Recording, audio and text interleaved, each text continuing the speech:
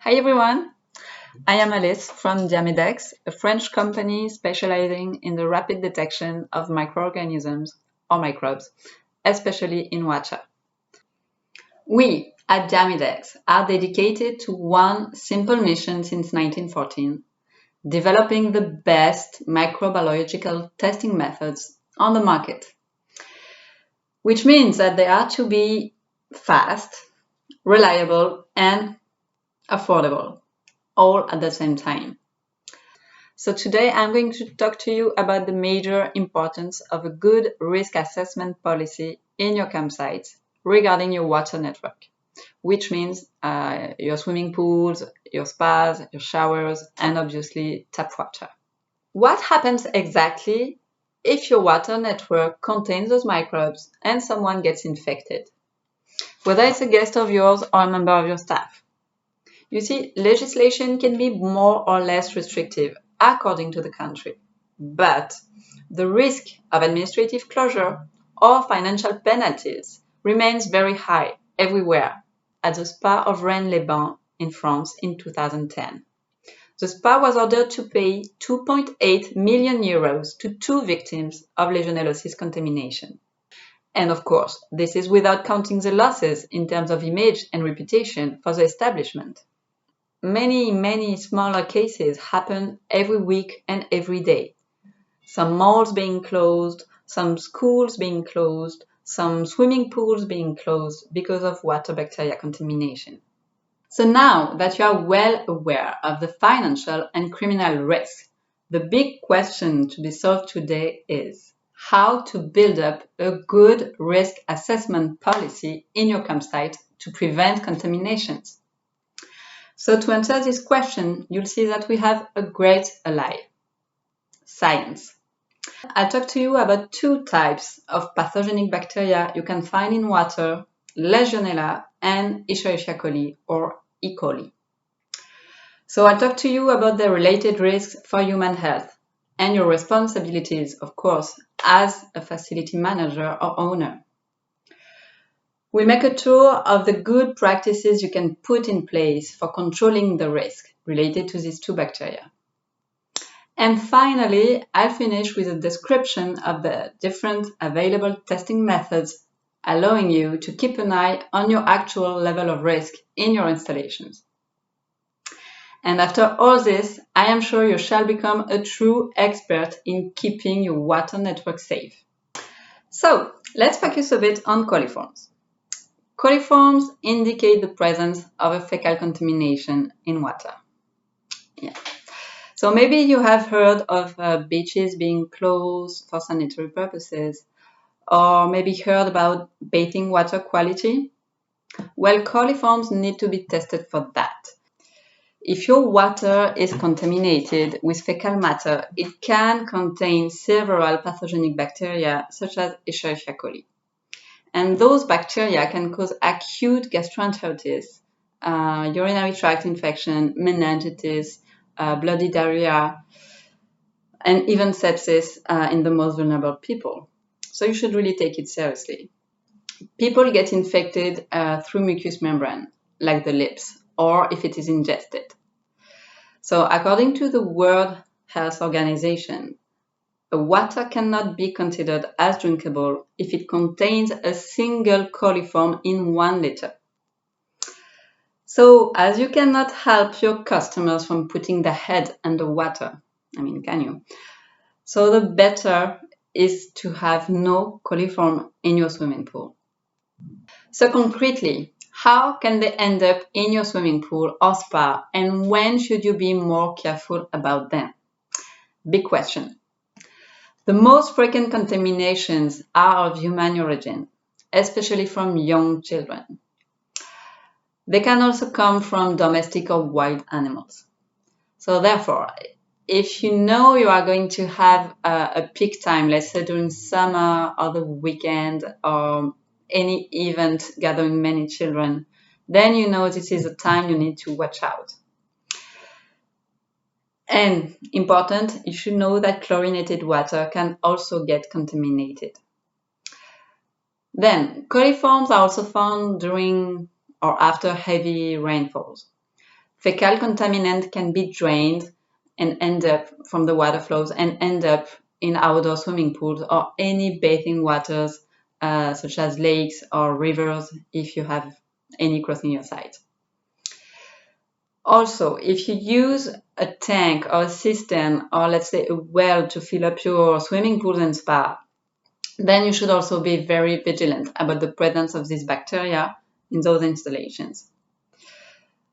Finally, you can also find coliforms in tap water, but it's quite less frequent because it only occurs in the event of a failure in the public purification system.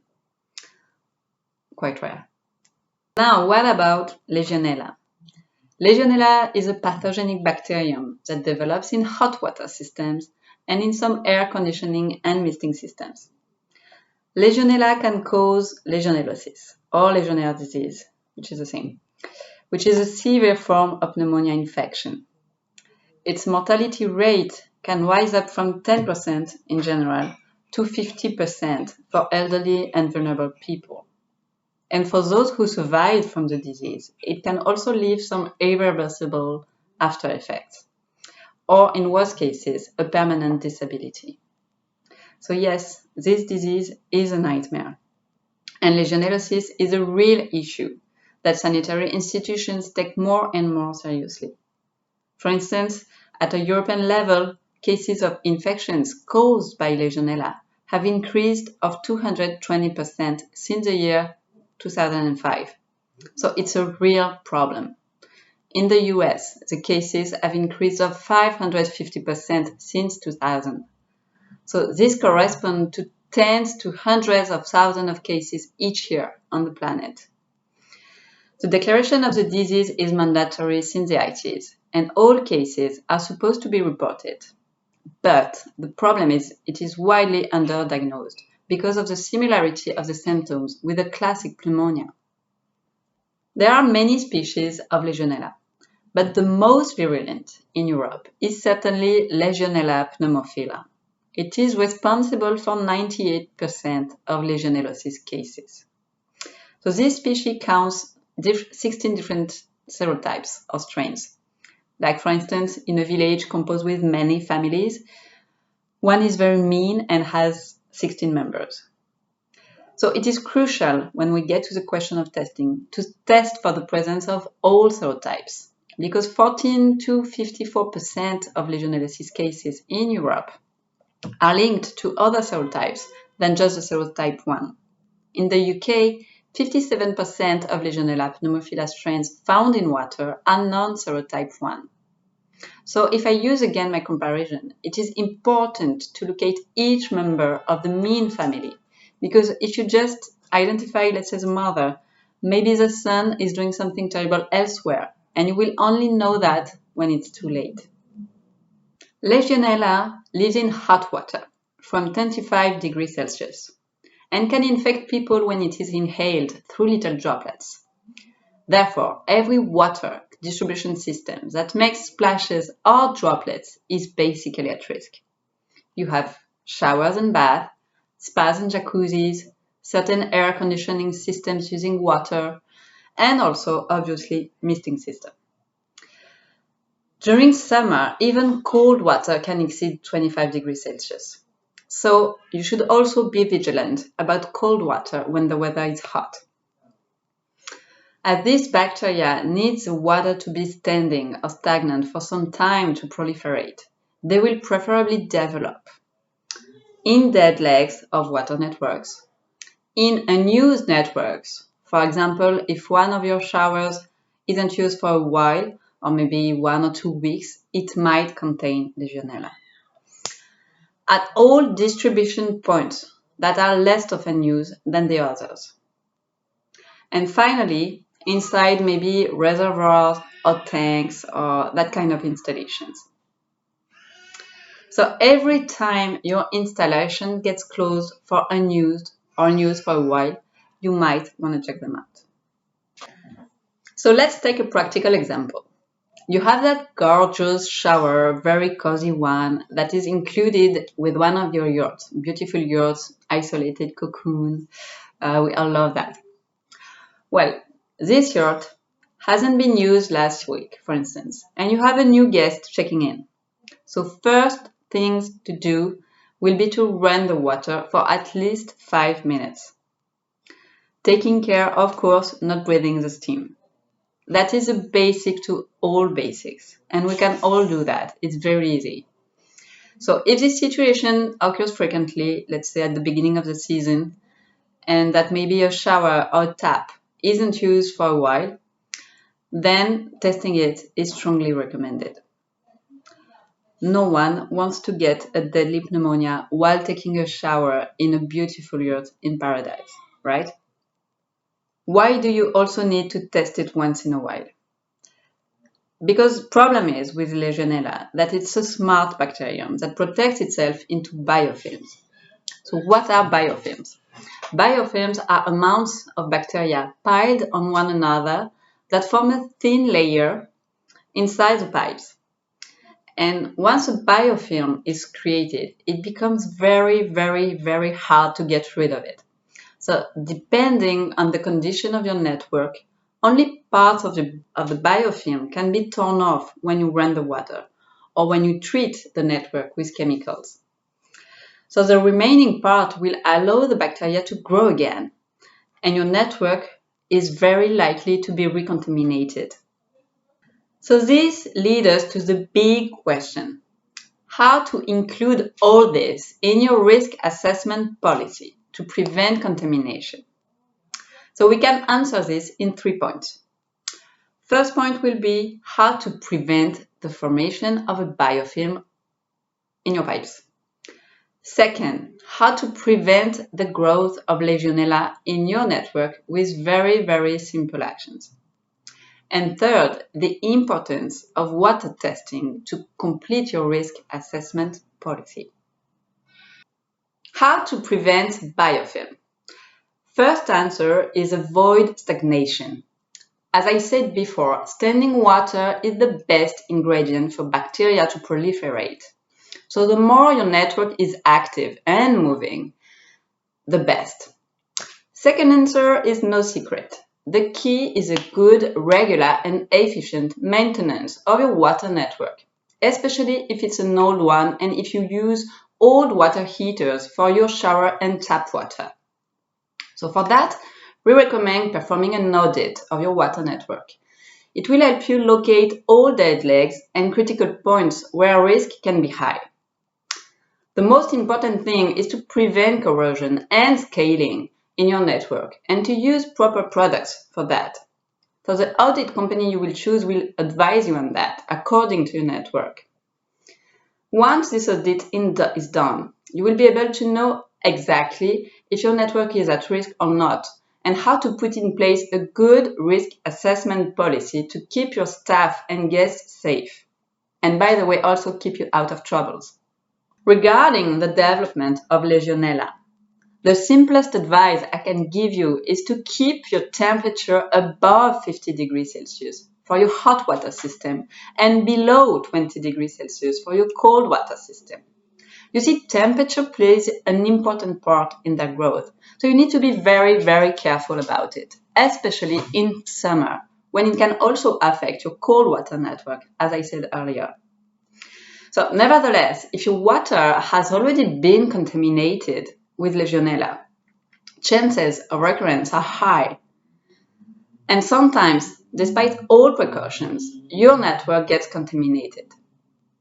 So an obvious answer is to test your water regularly. That way you will know for sure if it contains pathogenic bacteria or not. For instance, if you want to know what you're going to eat tonight, you will open your fridge and look into it, right? You will not stand in front of the door, try guessing what is left. Well, it's the same here with the bacteria. You take a sample and you test it. If it is free from bacteria, then congrats, you can breathe and you can just schedule another test according to the recommendation given by your risk assessment audit partner. It's easy. You see, you should never hesitate to test your water if you have any doubt or if the risky conditions are met, as the one I presented to you earlier. I know I gave a lot of information here, so let's recap a bit about those risky conditions for both bacteria. When should you test for Legionella? Before reopening your campsite after a long closing time. In unused networks, anytime you have a doubt, during summer, when your cold water network may also exceed 25 degrees Celsius. Now, which parts of your network should you test? Showers, taps, spas and jacuzzis. Many equipment such as a misting system or water-cooled air conditioning system. If you have a well, a cistern or water tank, then as I said, any dead legs or unused part of the network should be tested. Now, coliforms. When should you test for them? Anytime you have a peak time of use, when you know that many people are going to use your bathing water installations. If you have an event gathering many young children. And finally, after heavy rainfall. Now, which equipment should you test for coliforms? Obviously, you have your swimming pool and spas, even those which are chlorinated, very, very important. If you have any natural bathing water crossing your sites, be it a lake or a river.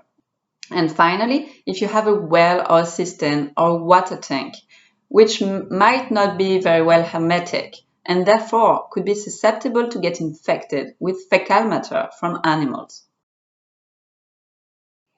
So now, and to end with it, how to test for the presence of bacteria in your water. You see, you have different tests with very different methods that exist on the market. So I'll begin with the test made by laboratories. A way of testing your water is to send a sample to a lab, and this lab will perform a culturing of the bacteria. So what is a culturing? That is to say that they will take the bacteria, put them in a plate full of nutrients, and then place that plate in an incubator. That incubator provides a controlled and constant temperature. And then you wait for the bacteria to proliferate in that plate. Once they have proliferated enough, the number of bacteria colonies is counted to the eye. And the lab will give you a result in colonies forming unit per liter or per milliliter. You see, bacteria that form colonies are the ones which are alive, fully functional, so they are able to proliferate. So they are the dangerous ones. The pros of this method. This testing method is a gold standard. It is the one used for regulatory tests. A result which is given in colonies forming units is a true measurement of the level of risk of your sample. Cons of this method. The lab needs to wait for the bacteria to proliferate. So regarding Legionella, it can take up to 10 days. So if you have an emergency, it can be very, very, very long.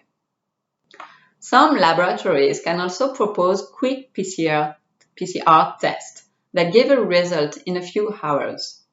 PCR measures the quantity of genomic material present in your sample, but it does not identify if this genomic material belongs to dead or alive bacteria. You see, in the case of environmental testing, like in water, there can be a great variability in the proportion of dead bacteria and debris in your sample, which means that you can likely get an overestimation of the result, which will lead to unnecessary chemical treatment and obviously unnecessary costs. So the pros of this method is that it's quick, obviously. The cons is that it's not very accurate and can be very expensive. Then you have self-testing methods. You can find a bunch of tests on the internet. Most of them are based on antigen-antibody reactions and don't use any incubation process. So what does it mean? Well, first, it means that the bacteria will not grow properly if they are not in the right conditions. Therefore, the final number might be underestimated. Concretely, it means that you might have some living bacteria that will not be detected at all. Secondly, for certain bacteria, such as Legionella pneumophila, quick antigen antibody tests don't have any culture phase at all and only detect the presence of the serotype number 1. So you remember in my previous example, the evil family in the village. Well, you will detect only the mother, but not the 15 other evil members of the family. So pros, it's quick and sometimes also cheap. Cons, well, you might have some living bacteria in your water and you will never know it until it's too late and someone gets contaminated. For all those reasons, and because there was a real issue in properly monitoring the risk with actual quick methods, our researchers at Diamidex have worked very hard to create tests giving the best combination of accuracy, rapidity, and affordability. In a word, giving the same results as in laboratories, but with a simplified procedure. So Diamidex quick water tests are based on bacteria culture with an incubation phase, and therefore detect the number of bacteria in colonies forming units per liter. Remember, just a living one, just like in laboratories. So we developed a Legionella pneumophila test detecting all 16 serotypes in 48 hours, and a Coliforms test detecting all coliform bacteria, including Escherichia coli, in 24 hours. So both tests work with a single reusable equipment. This tiny mini lab containing an incubator of the size of a smartphone. How do they work? Basically, you just need a table, an access to an electric plug, and a glass of the water you want to test. Then you just need to follow the instructions for the preparation of the sample. You will need approximately 25 minutes on the first day to conduct the test. Then you will leave the incubator do the work for you. So during 48 hours, if you look for the presence of Legionella, and during 24 hours, if you look for the presence of Coliforms. Then after a few more steps, you will be able to read the result. The result is very simple to read. For Coliforms, if the liquid turns yellow, then the result is positive. For Legionella, you will just need to read a strip, like for a pregnancy test. 1 line, result is negative. 2 lines, positive. And that's it. And as proposing a real solution to sanitary risk issues related to water, we had to design tests accessible to the largest number at a very fair price. This is why the mini lab is sold for £51, knowing that it is a reusable equipment, you only buy it once. £28 for the Legionella water test and £9 for the Coliforms water test. It's time for me to conclude now. I hope this talk has been useful for you and that you have understood my broken English and the importance of testing your water on a regular basis, and especially when you know there might be an increased risk. You should know that the results of this test can be included in your risk assessment diary, and they can show both your implication and your good faith in case of any legal procedure. They are a perfect complement to regulatory tests, and they should not be neglected. I invite you also to visit our website, and if you need any more information, of course, about water bacteria or about our products. And you can, of course, contact me if you have any questions. I'll be glad to answer them. So my email address is alice.gregoire@diamidex.com. So bye-bye, everyone, and stay safe.